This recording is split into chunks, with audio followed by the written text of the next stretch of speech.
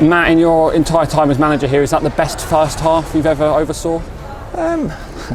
Goals change games. We started the game well. We created at will in that first half an hour of the game, and the scoreline reflected our dominance.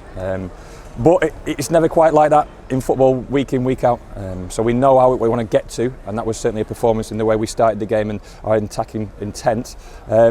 But then the game's 90 minutes long, and Bristol Rovers came back strongly like they always would do. Whether it was not playing for pride in any way, they were 4-0 down, but they could take an extra risk. And then the game petered out really from that point on. But yeah, a really bright start. You could feel it in terms of the atmosphere within the stadium. We always play at our best when the park's rocking to a certain extent, and the away fans play such a big part in that. But always, goals change games, and I've always spoke about moments, and you could probably see how that first goal just lifted that group, confidence-wise, belief-wise, but also an understanding of how to hurt Bristol Rovers today. And it came so early as well, and often an early goal is so crucial. Yeah, definitely. But it was good play. But the ball still got to end up in the back of the net, and like I say, that for that first half an hour, it was wrong to say it became too easy, but we just came off the basics from that point on, because the basics are created, and sometimes the hardest thing to do as a footballer is to keep doing what's working, because you want to do all the fancy bits and pieces and look a different player to the rest of the group. So it's the hardest thing to do, to keep on playing at that scoreline, and I still wanted more in that second half. I was still trying to drive the team on as best I can, because I was a witness here. I was on the bench here at the time when we scored 3 late goals against Yeovil, possibly 4, possibly 5 years ago, and that was a real lesson for me, but also everyone who was at that game, that how quickly a game can change.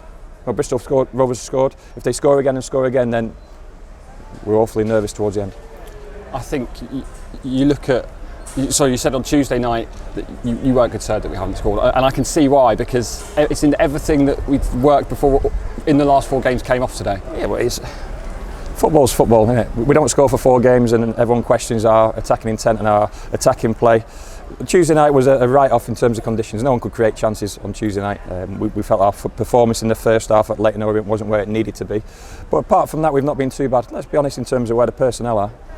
Podge has had another week with ourselves. He looked brighter again. His partnership with Giovanni. We've still got our record signing, our main signing on the bench, not to feature us yet. So lots of positives to come in an attacking sense, and we've not even spoke about Archie Collins and Josh Coley, because Archie Collins gives us another dynamic in terms of midfield, and that's no disrespect to Tim Diang, Harry Kite and Nigel Atangana, but he plays forward more than any other midfielder at the football club. So there's a lot more to come in an attacking sense, and we've got to find different ways of being effective when some of those personnel are out injured or unavailable, and we certainly found that in the first half hour. I know you don't like to single out players sometimes, but Harry Kite, talk about taking a chance when you've been given one. He was outstanding again today. Absolutely. And it was a decision we made to pick him in front of Nigel today, based on Tuesday in the second half at Leighton Orient, and he was excellent. And again, he's just got to keep his feet on the ground. Look, we've seen the injury with Nigel, so that's another blow to ourselves in terms of numbers. It puts more pressure on that middle of the park. With Archie Collins is injured and now Nigel Atangana, it's an obvious worry from my point of view, and we can't keep putting Kitey out there all the time just because he's so durable. But even he took a whack towards the end and he was cramping up. So his first taste has been absolutely fantastic. I'm so pleased for him, because he's waited a long period of time, but now he's just got to stay fresh for the games. What's the diagnosis of Nigel? His hamstring. Like I say, it's disappointing. It's unfortunate. You don't expect your subs to break down when they first come on the pitch, but that's happened. Obviously, great to see Sam Nombe back after his isolation, and Aurora Edwards looked lively when he came on as well. Yeah, look, different dynamic. Let's be honest. Pace, power, different dynamic. We invested in it. We recruited it. We know what we want to get to, but we want to get him on the pitch as well. Look, he's had his isolation. He probably looked a bit rusty because he's barely trained with ourselves. So a lot more to come from Sam. And all of a sudden, we've got competition for places, which is something which we've not had up until this point. And if more bodies keep coming back, we'll only get stronger. And then it's a case of performance.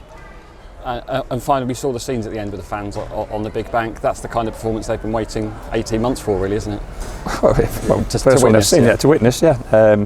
It felt strange, actually. It was almost too much too soon and too good to start with. And then you're always wanting, you always want more. I certainly wanted more as a manager, and the players wanted more. But the 3 points was the main thing. I wanted us to keep a clean sheet in that second half, for the benefit of the defenders and the rest of the group. But we did what we needed to do to win the game.